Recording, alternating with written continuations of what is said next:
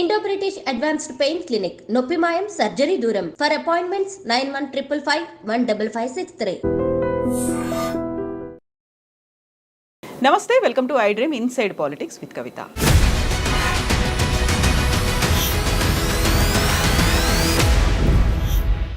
So Prakash గారు, ఈ మధ్యనే దావోస్లో వరల్డ్ ఎకనామిక్ ఫోరం జరిగింది. సో ప్రపంచమంతా అటువైపు చూసింది. అందులోనూ పర్టికులర్గా తెలంగాణ రాష్ట్రానికి సంబంధించి భారీ ఎత్తున పెట్టుబడులని తీసుకొచ్చాము. తెలంగాణ రైజింగ్ బృందం 2050 టార్గెట్గా మేము వెళ్ళొచ్చాము. 1,78,000 కోట్లు. తెలంగాణలో ఇప్పటిదాకా ఇంత భారీ ఎత్తున పెట్టుబడులు ఎప్పుడూ ఒప్పందం కుదుర్చుకోలేదు. ఫర్ ద ఫస్ట్ టైం జరిగింది అనేమాట. దానికి సంబంధించి ఇన్ని రకాల వివాదాలు, ఆరోపణలు, వాళ్ళ మీద ఒక నమ్మకం లేకపోవడం ఎందుకని ఇలా వినిపిస్తున్నాయి మనం చూస్తున్నాం. ఇక్కడ రెండు కాంప్లిమెంట్స్ ఇస్తానమ్మా నేను. ఒకటి రేవంత్ రెడ్డికి, ఒకటి కేసీఆర్కి దావోస్ విషయంలో. ఓకే, ఫస్ట్ ఏంటంటే దావోస్లో సక్సెస్ అయ్యాడు రేవంత్ రెడ్డి. డెఫినెట్గా ఆయనను అప్రిషియేట్ చేస్తాను. రెండవది, పోయినసారి ఆయన దావోస్ పోయి వచ్చినప్పుడు సోషల్ మీడియాలో కానీ మీడియాలో కానీ ఆయన మీద చాలా విమర్శలు వచ్చినాయి. ఆయన మాట్లాడే ఇంగ్లీష్ సరిగా లేదని రకరకాలుగా వ్యాఖ్యానాలు చేశారు. కొత్తగా ముఖ్యమంత్రి అయిపోయాడు.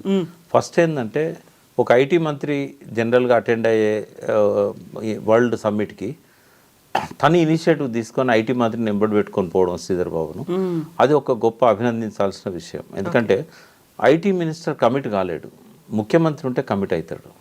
అయితే ఇక్కడ మనకేమైందంటే కేటీఆర్ ఐటీ మినిస్టర్ అయినా కూడా ముఖ్యమంత్రి కుమారుడు కాబట్టి, ఒక డిఫాక్టో చీఫ్ మినిస్టర్గా ఆయన పాలనలో వ్యవహరించాడు కాబట్టి ఎవరైనా దాన్ని తప్పు అట్లే అంటే ఆయన చెప్తే ఆమోదం ఉంది అని చెప్పి. కానీ రేవంత్ రెడ్డి ఏంటంటే అది గమనించాడు ఆయన. ఒక ముఖ్యమంత్రి పోకుండా శ్రీధర్ బాబు ఇండిపెండెంట్గా డిసిషన్ తీసుకోలేడు. వాళ్ళు కూడా శ్రీధర్ బాబుని చూసి పెట్టుబడులు ఇవ్వాలంటే సీఎం ఒప్పుకుంటాడో లేదో అనే సంశయం ఉంటుంది. బట్ అందుకు డెఫినెట్గా ఆయన నేను అభినందిస్తాను. బట్ ఈ పెట్టుబడులన్నీ తన వల్లనే వచ్చాయని ఆయన అనుకుంటే అది ఆయన పతనానికి దారితీస్తుంది. ఈ పెట్టుబడులన్నీ రావడానికి హైదరాబాద్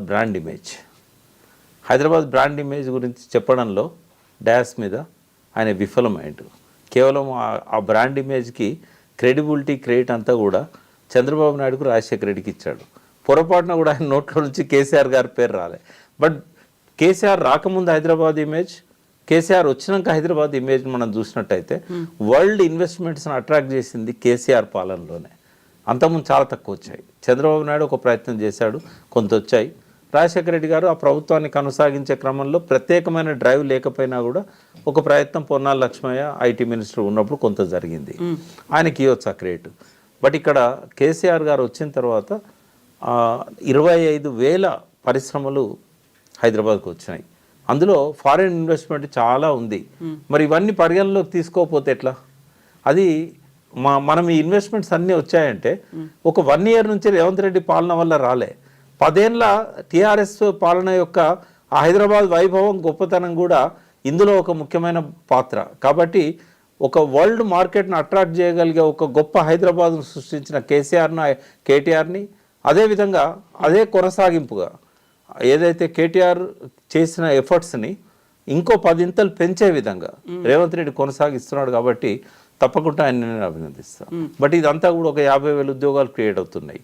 ఇన్వెస్ట్మెంట్స్ ఇచ్చే వాళ్ళల్లో నారాయణమూర్తి కానీ, మెగా ఇంజనీరింగ్ కానీ, వీళ్ళంతా మన ఇండియన్స్ అయినా కూడా 100% అవి వస్తాయని నమ్మొచ్చు మనం. అంటే రాబోయే రోజుల్లో ఇంకా పెద్ద ఎత్తున హైదరాబాద్ విస్తరించడానికి, ఎంప్లాయ్మెంట్ జనరేషన్కి ఈ పెట్టుబడులు బాగా ఉపయోగపడతాయి. కాకపోతే గత సంవత్సరం 45,000 కోట్ల పెట్టుబడులు ఏమయ్యాయి, ఆచరణలోకి వచ్చాయా లేదా? ఇప్పుడు 1,78,000 కోట్లు పెట్టుబడులు అనుకున్నప్పుడు ఎంతకాలం పడుతుంది? నిజంగా అది పేపర్ల మీద సంతకాలైనా గ్రౌండ్లో కూడా వస్తాయా అనే ఒక డౌట్ ఎందుకని బీఆర్ఎస్ అంత తీవ్రంగా వ్యక్తం చేస్తోంది? అంటే జనరల్గా ప్రతిపక్ష పార్టీ కాబట్టి వాళ్ళు అంటారు. బట్ నేనేమంటానంటే ప్రెగ్నెన్సీ కన్ఫర్మ్ కాగానే పాప ఉడుతుందా? ఓ 9 నెలలు అయితే వెయిట్ చేయాలి కదా. ఆ వెయిట్ చేసే క్రమంలో ఇన్ఫ్రాస్ట్రక్చర్ క్రియేషన్ అనేది జరగాలి. రేవంత్ రెడ్డి దగ్గర డబ్బులు లేక కొద్దిగా అది వెనక పడుతున్నది. బట్ 4th సిటీ మాత్రం కొద్దిగా ఊపు అందుకుంటుంది. ఆయన ఏదైతే 4th సిటీ అన్నాడో ఊరికే అనౌన్స్ చేశాడు రియల్ ఎస్టేట్ వాల్యూ పెరగడానికి అని అనుకున్నాము. బట్ ఆ రేడియల్ రోడ్స్ ఇవన్నీ కూడా వర్క్ స్టార్ట్ అవుతున్నాయి. RRR సంబంధించిన పనులు కూడా అయితే అంటే అప్రిషియేట్ చేద్దాం. ఎందుకు ముందు పోయేటోని కాల్బట్టి లాగాలి? నేను ఆ స్టాండ్ నేను తీసుకోను. టీఆర్ఎస్ స్టాండ్ టీఆర్ఎస్కి ఉంటుంది. ఒక విశ్లేషకునిగా I'm appreciating Revanth Reddy. Yeah. S Prakash గారు, థ్యాంక్ యూ సో మచ్ అండి, థ్యాంక్ యూ.